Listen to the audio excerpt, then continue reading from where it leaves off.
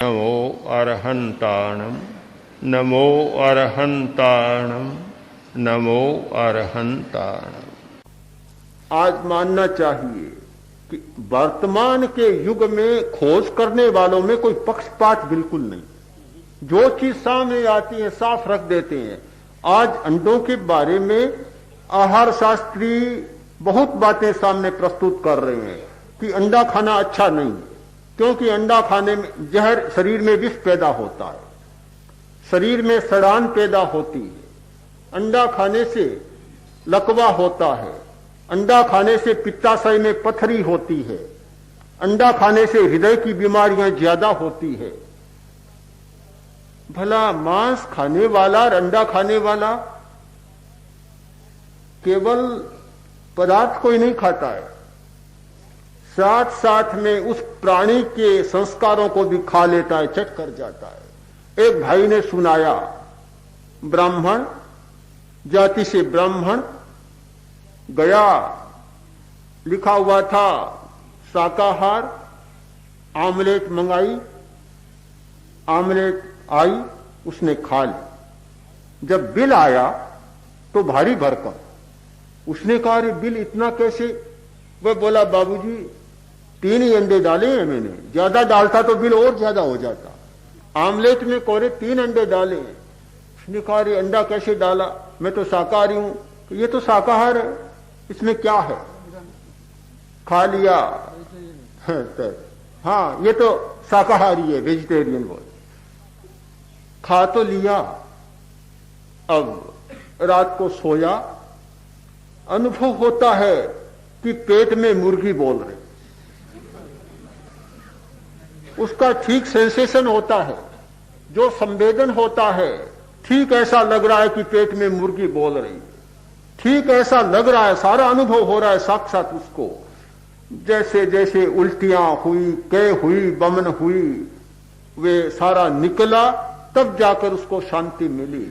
ये पशुता आती है, पार्श्विक संस्कार आते हैं, मांसाहार के साथ और अंडों के साथ आते हैं। अंडा खाने वाला केवल उस कलल को ही नहीं खाता है, मांस खाने वाला केवल उन मांसपेशियों को ही नहीं खाता है, उसमें जमे हुए पशु के सारे संस्कार वे भी आ जाते हैं, और इसीलिए पार्श्विकता ज्यादा बढ़ती है। कोई भी मांसाहारी व्यक्ति सर्वथा पार्श्विकता से मुक्त नहीं हो सकता, बहुत कठिन बात है। तो भोजन के बारे में हमें विकल्पों का ज्ञान भी करना होगा, हमें वैज्ञानिक दृष्टिकोण को भी जानना होगा, आज का वैज्ञानिक दृष्टिकोण क्या है, और फिर अपना चुनाव भी करना होगा। चुनाव बहुत जरूरी है, चुनाव किए बिना काम नहीं चलता। हम स्वयं निर्णय लें कि मुझे कैसा भोजन करना है, कितनी मात्रा में करना और कितनी बार करना। तो बार की बात स्पष्ट हो गई कि भोजन बहुत बार नहीं होना चाहिए। जब 3 घंटा नहीं खाएंगे तो 2-3 बार से ज्यादा संभव ही नहीं हो सकेगा। पर आप ध्यान दें, यह नहीं कि भोजन कर लिया, आधा घंटा बाद सुपारियां, फिर कोई खाता, फिर कोई काजू, ऐसे आधा घंटा खाते रहे, फिर चाय। तो वह तो पूरी बात बनी नहीं।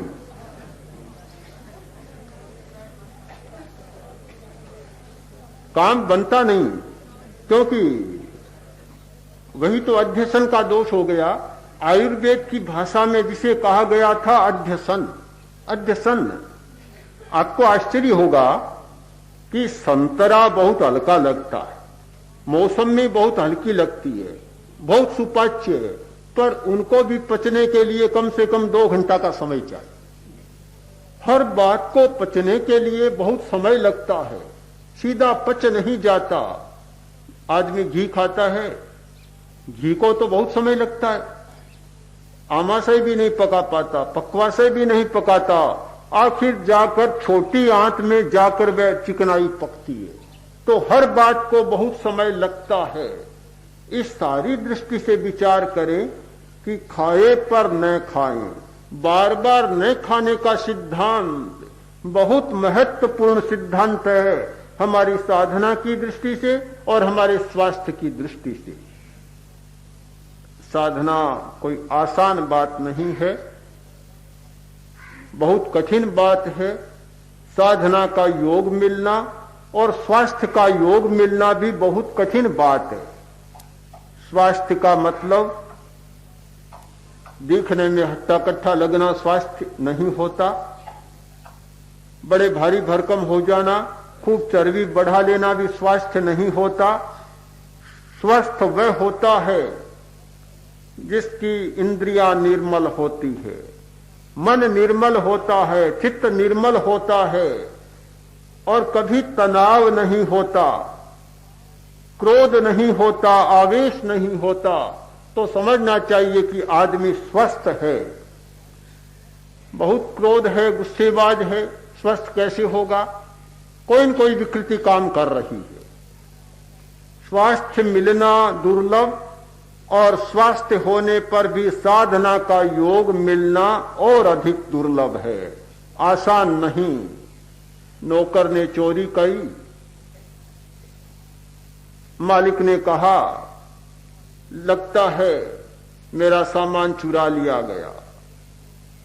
सामान चुराया गया और कोई घर में आया नहीं, तूने ही चोरी की है। नौकर बोला मालिक मैंने नहीं की।